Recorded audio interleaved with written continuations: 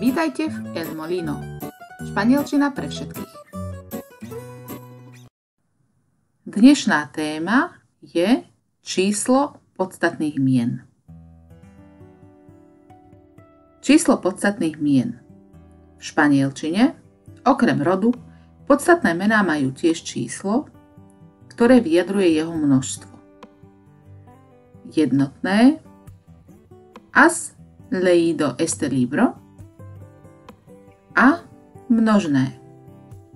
Fernando tiene muchos libros en su casa. Množné číslo má na konci vždy s. Poďme si ukázať, ako sa tvorí.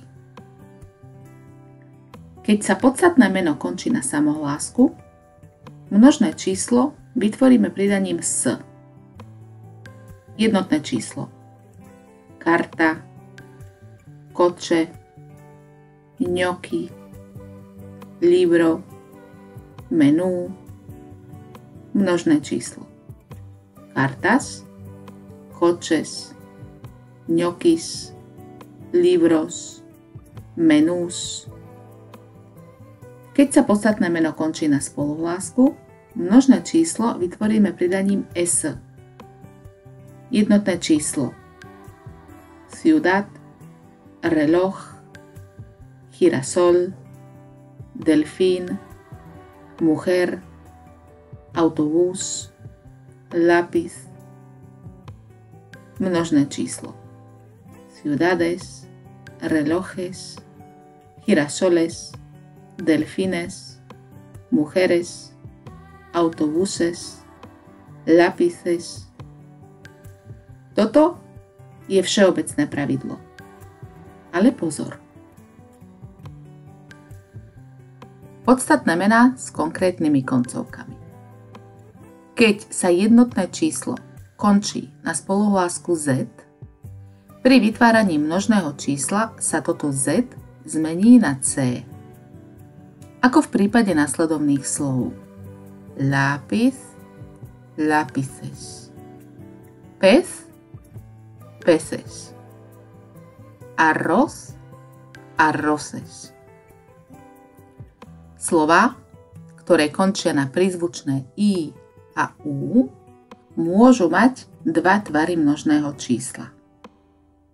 Ako napríklad marroquí, marroquís, marroquíes. Iglú, iglús, iglúes. Keď sa jednotné číslo končí na y, množné číslo sa tvorí pridaním s pri slovách cudzieho pôvodu. Tvrdé i sa berie ako mäkké i. Jersey, jerseys. Penalty, penaltis. A pri slovách španielských sa v množnom čísle pridá s. Rey, reyes. Ley, leyes. Nemenné podstatné mená. Keď sa jednotné číslo končí na samohlásku bez prízvuku plus s, množné číslo sa nemení. Toto je prípad mnohých zložených slov. El cumpleaños, los cumpleaños. El abrelatas, los abrelatas. El limpiabotas, los limpiabotas.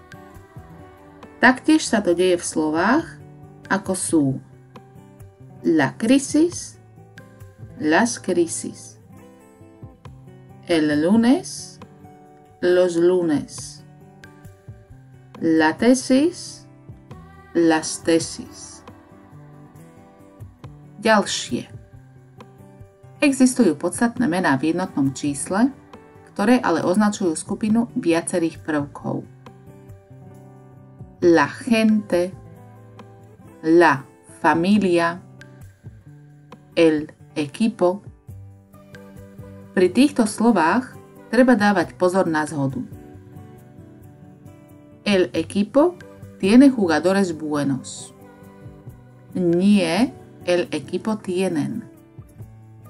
En España, la gente toma mucho café. Nie, la gente toman. Podstatné mená, ktoré opisujú veci zložené z dvoch polovíc, sú v množnom čísle. Los pantalones, las gafas, los prismáticos, las tijeras. Všimni si tieto príklady. Alicia, ¿has cogido mis tijeras grandes?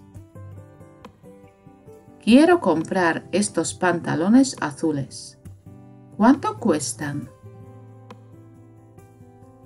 Nepočítateľné podstatné mená.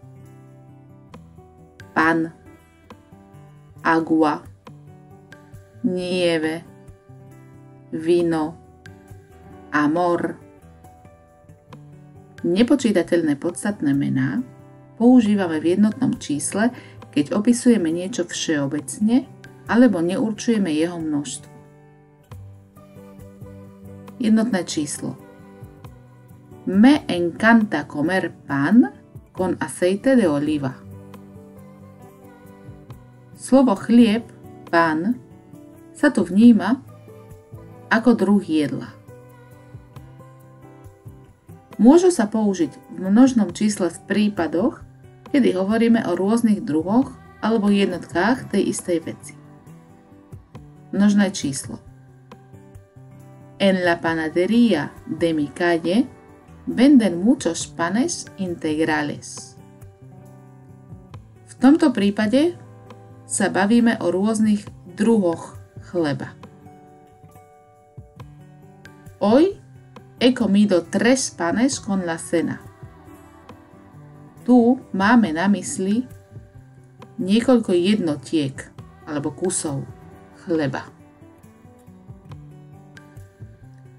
Ak si chceš precvičiť tému prebratú v tomto videu, stiahni si PDF s prepisom textu a cvičeniami, alebo si vypracuj naše cvičenia online. Na našej stránke www.elmolino.sk nájdeš mnoho ďalších videí a praktických cvičení zo španielčiny. Nezabudni sa prihlásiť na odber našich ďalších videí.